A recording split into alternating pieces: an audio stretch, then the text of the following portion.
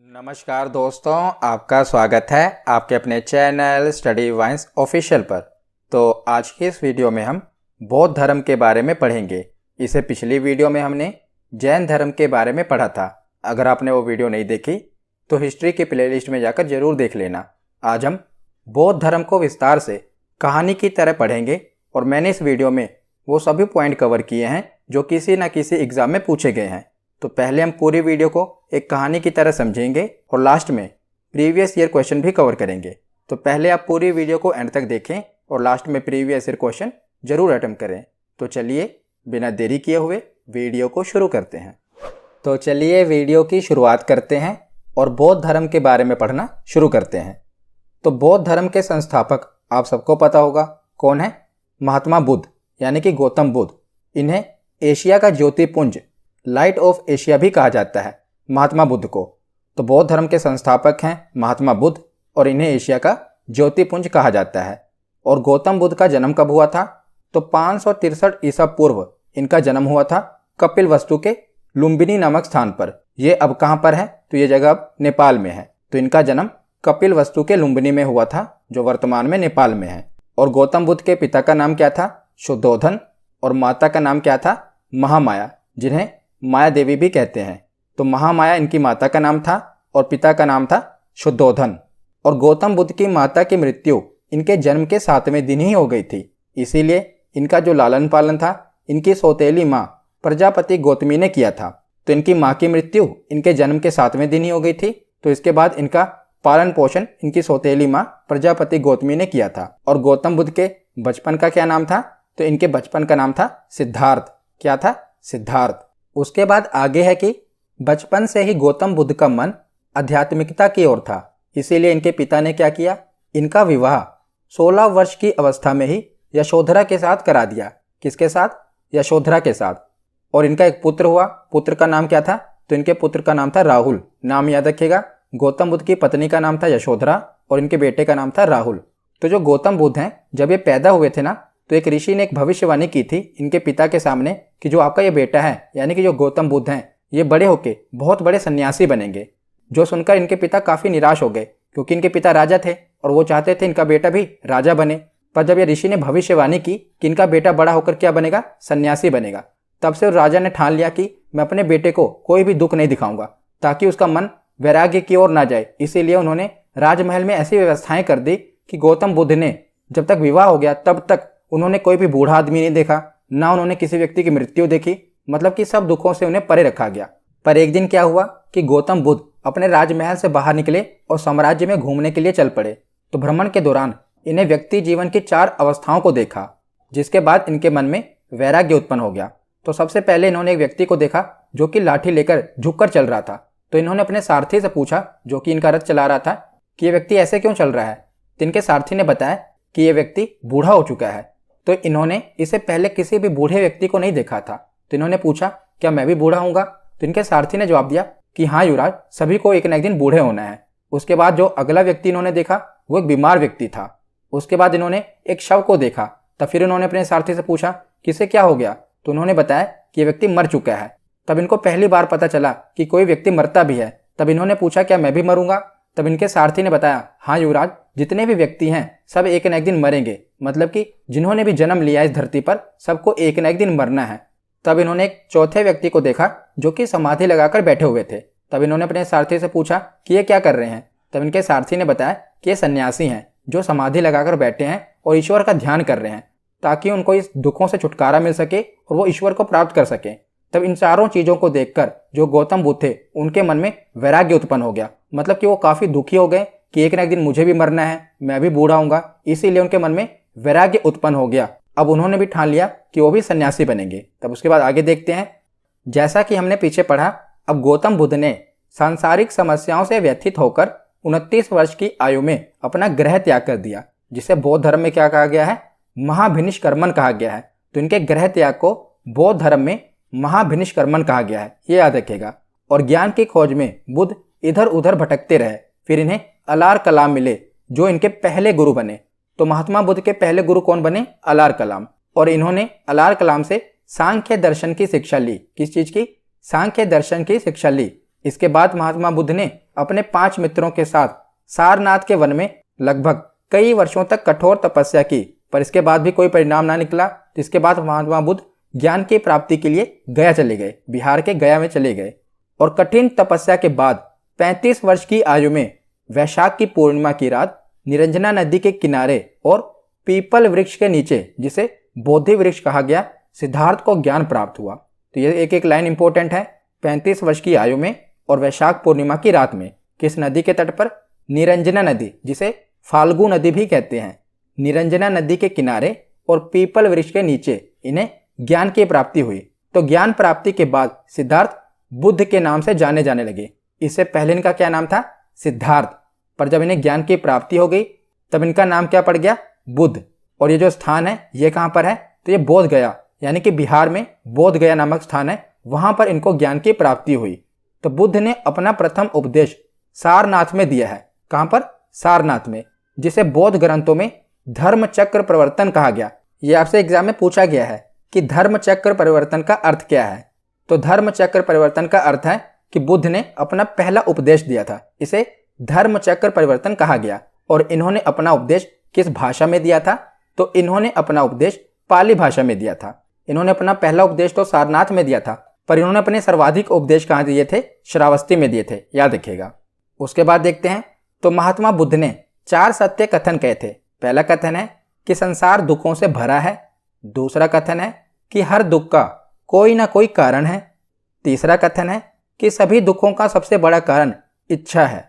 और चौथा कथन है कि इस इच्छा पर नियंत्रण पाया जा सकता है। तो ये महात्मा बुद्ध ने 4 सत्य कथन कहे थे। और बौद्ध धर्म के त्रिरत्न हैं। तो त्रिरत्न कौन कौन से हैं? पहला है बुद्ध, दूसरा है संघ और तीसरा है धम्म। आपने सुना होगा ना कि बुद्धम शरणम गच्छामि, संघम शरणम गच्छामि, धम्मम शरणम गच्छामि। तो बुद्धम शरणम गच्छामि मतलब कि बुद्ध के शरण में जाओ। तो बौद्ध धर्म के ये त्रिरत्न हैं, बुद्ध, संघ और धम्म, याद रखिएगा। उसके बाद देखते हैं, तो महात्मा बुद्ध के परम अनुयायी थे बिंबिसार, प्रसेनजित और उदयन। ये राजा थे, ये महात्मा बुद्ध के प्रमुख अनुयायी थे। और बुद्ध के अनुयायी 2 भागों में विभाजित थे। कौन कौन से? पहला है भिक्षुक और दूसरा है उपासक। तो भिक्षुक कौन थे? तो बौद्ध धर्म का प्रचार करने के लिए संन्यास ग्रहण किया जिन्होंने, वो भिक्षुक कहलाए। तो जैसे महात्मा बुद्ध ने ग्रह त्याग दिया था, उसी प्रकार जो भिक्षुक थे इन्होंने भी अपना ग्रह त्याग दिया और संन्यास ग्रहण कर लिया। और दूसरे थे उपासक, जिन्होंने अपना ग्रह नहीं त्यागा, ये गृहस्थ जीवन में रहते हुए इन्होंने बौद्ध धर्म अपनाया, तो इन्हें उपासक कहा गया। तो बुद्ध के अनुयायी 2 भागों में विभाजित थे, एक थे भिक्षुक और दूसरे थे उपासक। तो बौद्ध संघ में सम्मिलित होने के लिए जो न्यूनतम आयु थी, अगर आपको बौद्ध संघ में सम्मिलित होना है तो इसकी न्यूनतम आयु रखी गई थी 15 वर्ष की आयु थी। उसके बाद देखते हैं बुद्ध के जीवन से संबंधित बौद्ध धर्म के प्रतीक। तो पहला है जन्म, तो इनके जन्म का प्रतीक है कमल एवं सांड। उसके बाद है ग्रह त्याग, तो इनके ग्रह त्याग का प्रतीक है घोड़ा। उसके बाद है ज्ञान, इनके ज्ञान का प्रतीक है पीपल, जिसे बोधि वृक्ष कहते हैं। उसके बाद है निर्वाण, तो इनके निर्वाण का प्रतीक है पदचिन्ह। उसके बाद है मृत्यु, तो इनके मृत्यु का प्रतीक है स्तूप। तो ये आपको याद होना चाहिए, सीधा वन लाइनर ये क्वेश्चन पूछ लिया जाता है। तो उसके बाद है कि 80 वर्ष की अवस्था में 483 ईसा पूर्व कुशीनगर में बुद्ध का निधन हो गया। कहाँ पर? कुशीनगर में। यह भी उत्तर प्रदेश में है कुशीनगर, जिसे बौद्ध धर्म में महापरिनिर्वाण कहा गया। इनकी मृत्यु को बौद्ध धर्म में क्या कहा गया? महापरिनिर्वाण कहा गया। और निधन के पश्चात जो बुद्ध की अस्थियां थी, इनके अवशेष थे, इनको भारत के 8 जगहों पर स्थापित कर स्तूपों का निर्माण कराया गया। और ये स्तूप आपने सुने होंगे, सांची का स्तूप बहुत ही मशहूर है। सांची का स्तूप, इसका निर्माण किसने करवाया था? तो सम्राट अशोक ने सांची के स्तूप का निर्माण करवाया था। तो महात्मा बुद्ध की मृत्यु के बाद बौद्ध धर्म के प्रचार प्रसार के लिए 4 बौद्ध संगीतियों का आयोजन किया गया। तो जब महात्मा बुद्ध की मृत्यु हो गई तो बौद्ध धर्म के प्रचार प्रसार के लिए 4 बौद्ध संगीतियों का आयोजन किया गया था। तो पहली बौद्ध संगीति का आयोजन 483 ईसा पूर्व कहां पर किया गया? राजगीर में किया गया, जिसे राजगृह भी कहते हैं। और वहां के राजा कौन थे? अजातशत्रु। और उस समय पुरोहित कौन थे? तो महाकश्यप पुरोहित थे, यानी कि एक तरह के जो अध्यक्ष थे वो थे महाकश्यप। तो पहली बौद्ध संगीति हुई 483 ईसा पूर्व। जगह कौन सी है? राजगीर। राजा कौन थे? अजातशत्रु। और पुरोहित कौन थे? महाकश्यप। उसके बाद जो दूसरी बौद्ध संगीति हुई ये 100 साल बाद 383 ईसा पूर्व में हुई। कहां पर? वैशाली में। राजा कौन थे? काल अशोक। और पुरोहित कौन थे? सबाकामी। याद रखिएगा, और तीसरी बौद्ध संगीति हुई 255 ईसा पूर्व पाटलिपुत्र में, जिसे अब पटना कहा जाता है। राजा कौन थे? अशोक। और पुरोहित कौन थे? मोगलीपुत्तिस, ये पुरोहित थे। और चौथी बौद्ध संगीति हुई प्रथम वर्ष में, यानी कि पहली ईस्वी में, और जगह कौन थी? कुंडलवन, आज का कश्मीर। और राजा कौन थे? कनिष्क। और पुरोहित कौन थे? तो इसमें अध्यक्ष थे वसुमित्र, और अगर आपसे उपाध्यक्ष पूछा जाए तो वो थे अश्वघोष, याद रखेगा। अध्यक्ष थे वसुमित्र और उपाध्यक्ष थे अश्वघोष। तो ये 4 संगीतियां हुई थी। एक बार रिवीजन कर लेते हैं।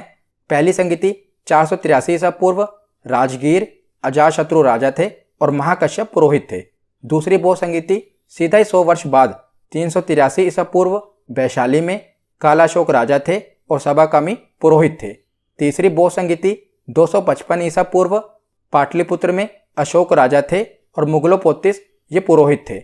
और चौथी बौद्ध संगीति पहली ईस्वी में, कुंडलवन में, कनिष्क राजा थे और अध्यक्ष थे वसुमित्र और उपाध्यक्ष थे अश्वघोष। तो उसके बाद देखते हैं चौथी बौद्ध संगीति के बाद जो बौद्ध धर्म था ये 2 भागों में बट गया। जैसे हमने पढ़ा था महावीर स्वामी के बारे में जैन धर्म वाली वीडियो में, कि जब महावीर स्वामी की मृत्यु हुई थी तो उसके बाद जो जैन धर्म था वो भी 2 भागों में बट गया था, श्वेतंबर और दिगंबर। उसी प्रकार चौथी बौद्ध संगीति के बाद बौद्ध धर्म भी 2 भागों में बट गया, हीनयान और महायान। ये दोनों ही अपने अपने तरीकों से आगे बौद्ध धर्म का प्रचार प्रसार करने लगे। तो पहले देखते हैं हीनयान। तो जो हीनयान है ये बौद्ध धर्म का प्राचीन रूप है, मतलब कि जैसे बौद्ध धर्म चला रहा था उसी प्रकार का ये प्राचीन रूप है। पर जो महायान है ये नवीन रूप है, ये बौद्ध धर्म का नवीन रूप है। हीनयान वाले ये कठोर मार्ग अपनाते हैं, इसके द्वारा कम लोग निर्वाण की प्राप्ति कर सकते हैं, यानी कि बहुत ही कम लोग मोक्ष की प्राप्ति कर सकते हैं, क्योंकि जो इनका रास्ता है वो बहुत ही कठोर है। तो बहुत ही कम लोग इसमें निर्वाण की प्राप्ति कर पाते हैं, क्योंकि बहुत ही कम लोग उस कठोर मार्ग से गुजर पाते हैं। पर जो महायान वाला मार्ग है ये बहुत ही सरल मार्ग है, इसके द्वारा अधिक से अधिक लोग निर्वाण की प्राप्ति कर सकते हैं। जो हीनयान है ये बौद्ध को अलौकिक गुण वाला सामान्य पुरुष मानते हैं, मतलब कि उनको ये एक इंसान ही मानते हैं जो एक अलौकिक गुण वाले थे। पर जो महायान है ये बुद्ध को भगवान मानते हैं, इनमें अंतर है। उसके बाद देखते हैं तो जो हीनयान वाले हैं ये बुद्ध के प्रतीकों की पूजा करते हैं, पर जो महायान वाले हैं ये बुद्ध की मूर्ति की पूजा करते हैं।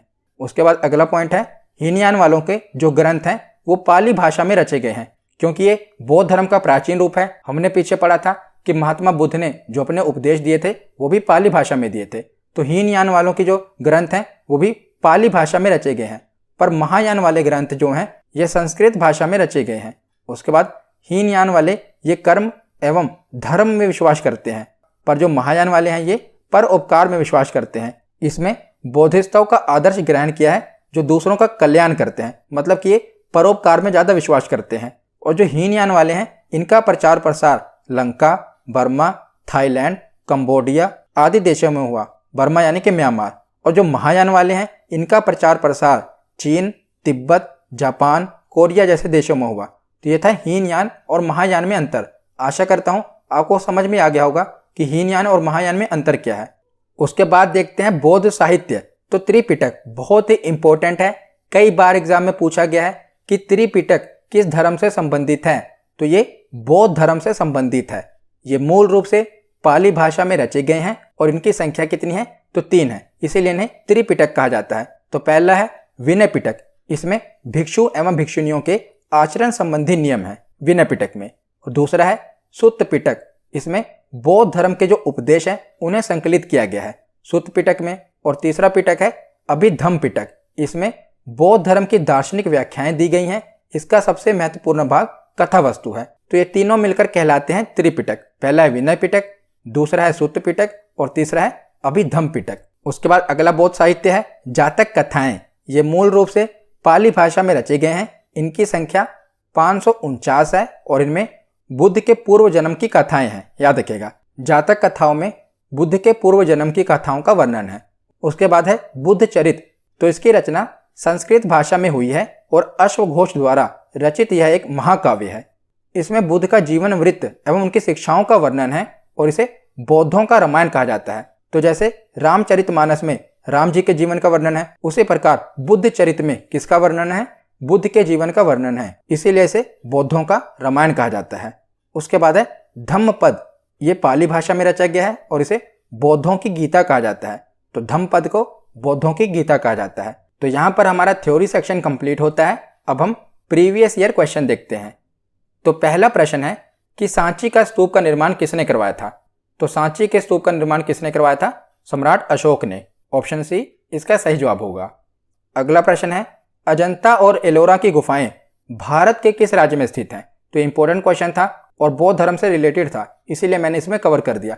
और मैंने यूनेस्को वाली वीडियो में आपको पढ़ाया था इसके बारे में। तो उस वीडियो में मैंने जितने भी भारत के विश्व विरासत स्थल हैं जो कि यूनेस्को में शामिल हैं सभी को कवर किया है। अगर आपने वो वीडियो नहीं देखी तो स्टैटिक जीके की प्लेलिस्ट में जाकर जरूर देख लेना, वहां पर मैंने आपको बताया था। तो अजंता और एलोरा की गुफाएं कहां पर हैं? ये महाराष्ट्र में है। ऑप्शन सी इसका सही जवाब होगा। अगला प्रश्न है कि किन्हें एशिया का प्रकाश कहा जाता है? तो एशिया का प्रकाश किन्हें कहा जाता है? गौतम बुद्ध को। ऑप्शन ए इसका सही जवाब होगा। अगला प्रश्न है कि गौतम बुद्ध ने महापरिनिर्वाण कहां पर लिया था? तो महापरिनिर्वाण कहां पर लिया था गौतम बुद्ध ने? तो इसका सही जवाब है कुशीनगर। ऑप्शन बी इसका सही जवाब होगा। अगला प्रश्न है कि सारनाथ स्तंभ का चक्र निम्न में से किसे इंगित करता है? तो सारनाथ में ही बुद्ध ने अपना पहला उपदेश दिया था। तो सारनाथ स्तंभ का जो चक्र है ना, वो किसे इंगित करता है? तो प्रगति, प्रोग्रेस को इंगित करता है। ऑप्शन सी इसका सही जवाब होगा। अगला प्रश्न है कि कौन सा स्थान गौतम बुद्ध से संबंधित नहीं है? तो सारनाथ, हाँ ये तो है, बोध गया भी है और कुशीनगर भी है, पर पावापुरी ये गौतम बुद्ध से संबंधित नहीं है। तो ऑप्शन डी इसका सही जवाब होगा। सारनाथ में उन्होंने अपना पहला उपदेश दिया, बोध गया में उन्हें ज्ञान की प्राप्ति हुई और कुशीनगर में इन्होंने महान परिनिर्वाण की प्राप्ति की, वहां पर इनकी मृत्यु हुई। अगला प्रश्न है कि भगवान बुद्ध ने अपना पहला धर्मोपदेश कहां पर दिया था? तो इन्होंने अपना पहला धर्मोपदेश सारनाथ में दिया था। तो ऑप्शन सी इसका सही जवाब होगा। अगला प्रश्न है कि विख्यात बोरोबुदुर बुद्ध मंदिर कहां पर स्थित है? तो ये काफी इंपॉर्टेंट क्वेश्चन था, इसीलिए मैंने इसे भी कवर कर दिया। तो विख्यात बोरोबुदुर बुद्ध मंदिर कहां पर है? तो इसका सही जवाब है ऑप्शन सी, इंडोनेशिया में यह प्रसिद्ध बुद्ध मंदिर है, याद रखिएगा। अगला प्रश्न है कि बुद्ध का जन्म डैश में हुआ था? तो बुद्ध का जन्म कहां पर हुआ था? तो इसका सही जवाब है ऑप्शन बी, लुम्बिनी में बुद्ध का जन्म हुआ था। अगला प्रश्न है कि गौतम बुद्ध का वास्तविक नाम क्या था? तो गौतम बुद्ध का वास्तविक नाम था सिद्धार्थ। ऑप्शन ए इसका सही जवाब होगा। अगला प्रश्न है कि त्रिपिटक धर्म ग्रंथ का संबंध किस धर्म से है? तो त्रिपिटक का संबंध किस धर्म से है? तो ये बौद्ध धर्म से है। ऑप्शन डी इसका सही जवाब होगा। अगला प्रश्न है कि बौद्ध धर्म का संरक्षक कुषाण शासक कौन था? तो कुषाण वंश का शासक कौन था जो कि बुद्ध का अनुयायी था? तो ऑप्शन डी कनिष्क, ये बुद्ध का अनुयायी था और कुषाण वंश का था। तो ऑप्शन डी इसका सही जवाब होगा। अगला प्रश्न है कि बुद्ध की मृत्यु जहां पर हुई थी वो स्थान अब कहां पर है? तो कुशीनगर में बुद्ध की मृत्यु हुई थी, जिसे महापरिनिर्वाण कहा गया। तो ये वर्तमान में कहां पर है? उत्तर प्रदेश में है। ऑप्शन डी इसका सही जवाब होगा। अगला प्रश्न है धर्म चक्र परिवर्तन किया गया था, यानी कि बुद्ध ने अपना पहला उपदेश कहां पर दिया था? तो इसका सही जवाब होगा ऑप्शन सी, सारनाथ में। अगला प्रश्न है कि बुद्ध की मृत्यु किस वर्ष हुई थी? तो महात्मा बुद्ध की मृत्यु कब हुई थी? तो इसका सही जवाब होगा ऑप्शन ए। आज का आखिरी प्रश्न है बुद्ध, धम्म और संघ ये मिलकर क्या कहलाते हैं? तो ये मिलकर त्रिरत्न कहलाते हैं। ऑप्शन ए इसका सही जवाब होगा। तो आज की ये वीडियो यहीं पर खत्म होती है। कैसी लगी ये वीडियो कमेंट सेक्शन में जरूर बताना। धन्यवाद।